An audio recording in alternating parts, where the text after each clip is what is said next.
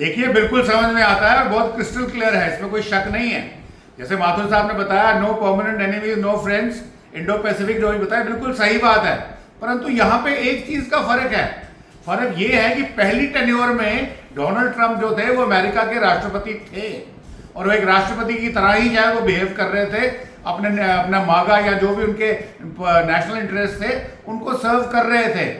परंतु उसके बाद जब वो हार गए इलेक्शन और उसके बाद उनको वापस आना पड़ा, तो मेरा ये मानना है कि मेरा मानना क्या, पूरी दुनिया का आंकलन यही है कि उनकी री इलेक्शन में जो ज्यूज लॉबी थी, जो बहुत ही स्ट्रॉन्ग लॉबी है विद इन अमेरिका के अंदर और जिनके बिजनेस लिंक्स बहुत स्ट्रॉन्ग हैं, वो लॉबी ने प्रेसिडेंट ट्रंप को लिटरली जिताया है।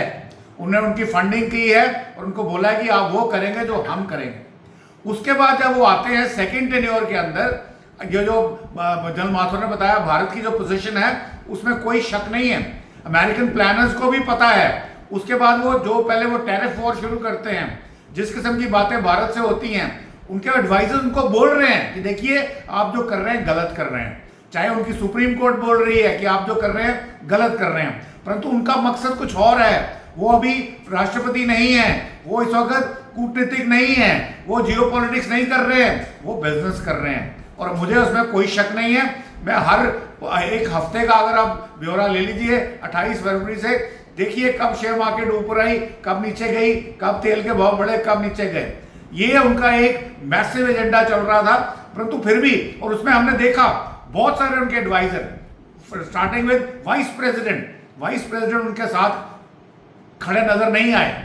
और उसके साथ में उनके कितने सारे एडवाइजर्स थे, जो तुलसी गबार्ड जो उनकी इंटेलिजेंस चीफ थी, resign, secretary army resign, 4 generals को उन्होंने बाहर की रास्ता दिखा दिया, कुछ रिजाइन करके कुछ को बाहर निकाल दिया। तो जो आदमी उनकी बात से नहीं बात कर रहा उनको निकाल।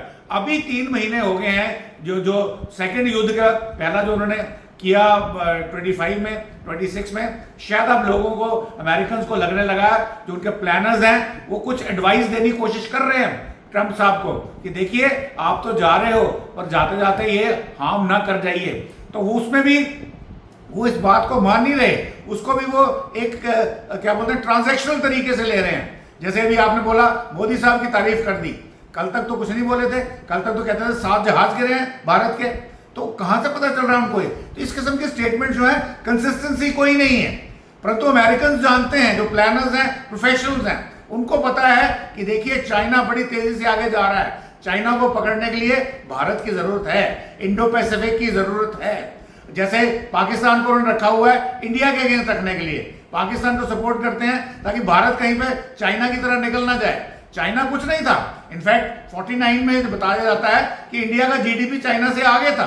फिर कहते हैं जो बीच में आकर के बात होती है कि ड्रैगन वेंट साइलेंट, और चुप करके बैठ गए और अपनी इंडस्ट्रियल जो कैपेबिलिटी थी उसको बढ़ाने में लगे।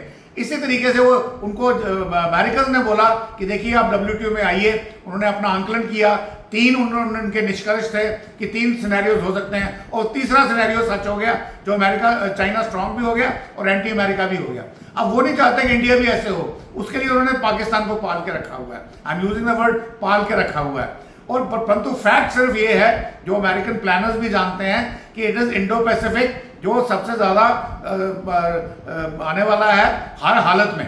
तो ऐसी स्थिति में मुझे नहीं लगता कि ट्रंप की जो जब स्टेटमेंट टर्म खत्म होती है, जो नए राष्ट्रपति कोई भी आए, वो ट्रंप वाला जो बिहेवियर है वो नहीं होगा।